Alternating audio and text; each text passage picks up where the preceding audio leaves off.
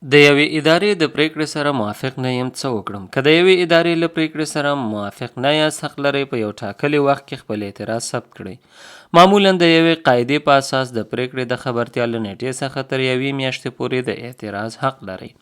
کله چې خپل اعتراض لیکئ، د پریکړې نیټه او شمیره د اعتراض له دلایلو سره په تفصیلي ډول پکې وړاندې کړئ چې ولې له پریکړې سره موافق نه یاست.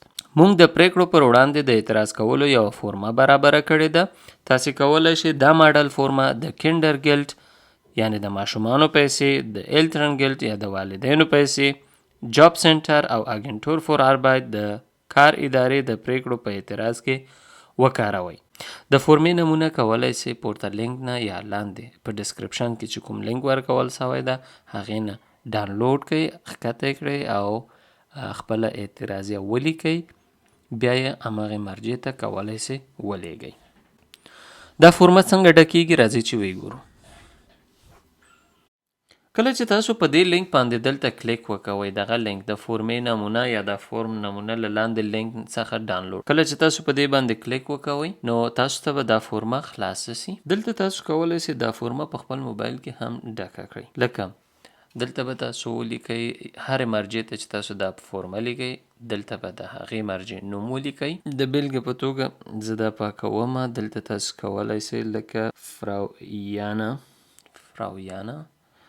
د بیلګې په ډول، او دلته به راځئ تاسو به د هغې ادارې نوم به لیکئ، جاب سنټر برلین.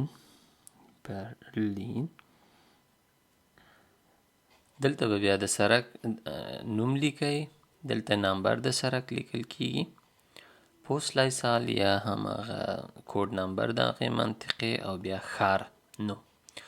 دلته به تاسو بیا خپل هغه کوم نمبر چې تاسو لرئ د همغې ادارې نه چې کوم نمبر تاسو ته درکول شوی ده یو هغه به لیکئ.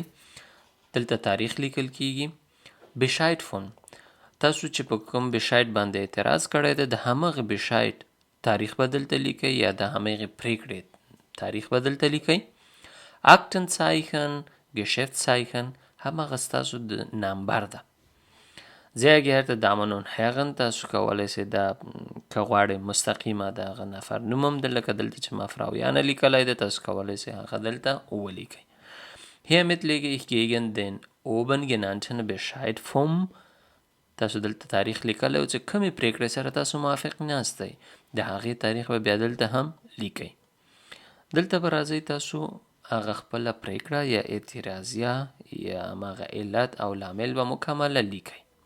کله چې تاسو هغه مکمله ولیکه لاندې به دلته راځئ، دلته به تاسو خپل نوم بیا لیکئ، تاریخ به لیکئ او ځای او تاریخ به دلته بیا لیکئ چې کوم هلته تاسو اوسیږئ. یوازې د ښار نوم کفایت کوي او بیا تاریخ لیکئ. دلته به بیا تاسو دا امضا کوئ.